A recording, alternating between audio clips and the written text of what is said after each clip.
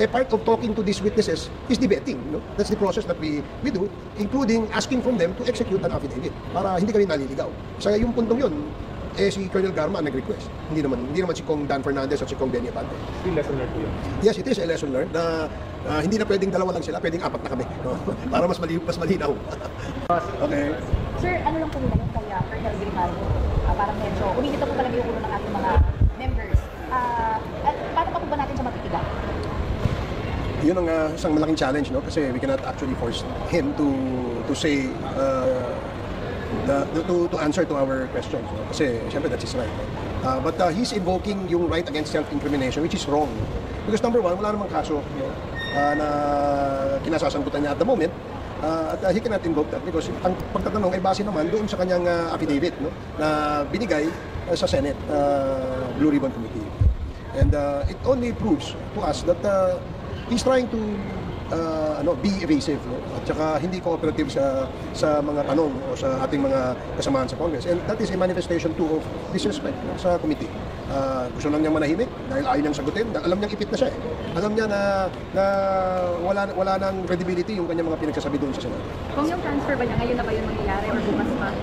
Siguro baka by ito, we will make, I think the Sergeant at Arms will make arrangements with the Station 6 ng Quezon City Jail, no?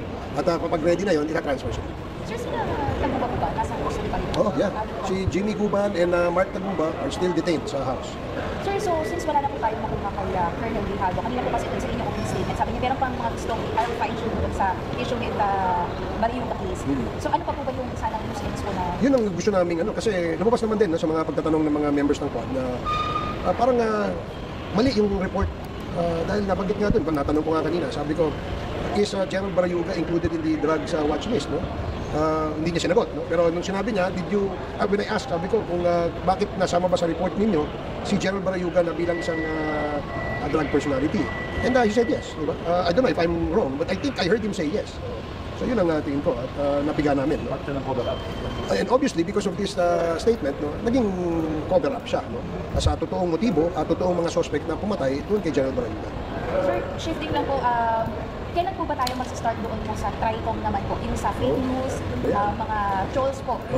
Meron na po ba Okay, lilinawin ko lang, no? Itong investigation na gagawin ng TRICOM, ang layunin nito ay magkaroon ng panukalang batas na magkaroon ng regulatory framework, no? Yung paggamit ng social media.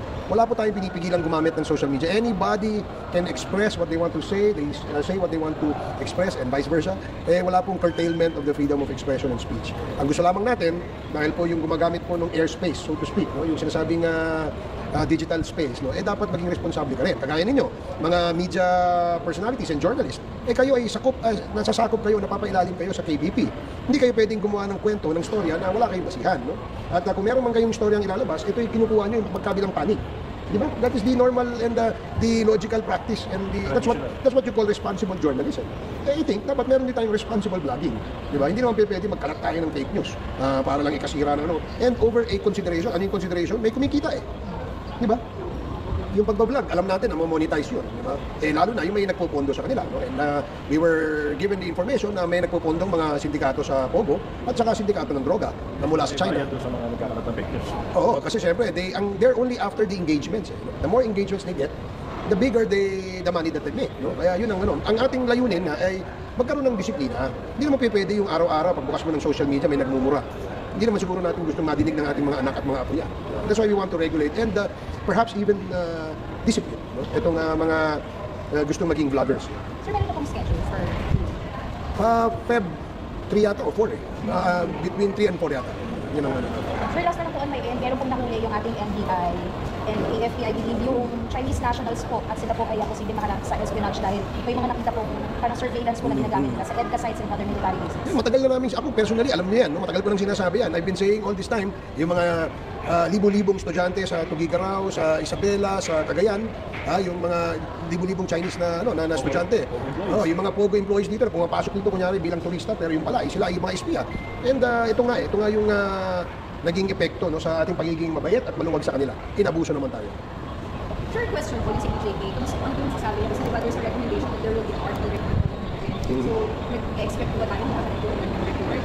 Is there a timeline?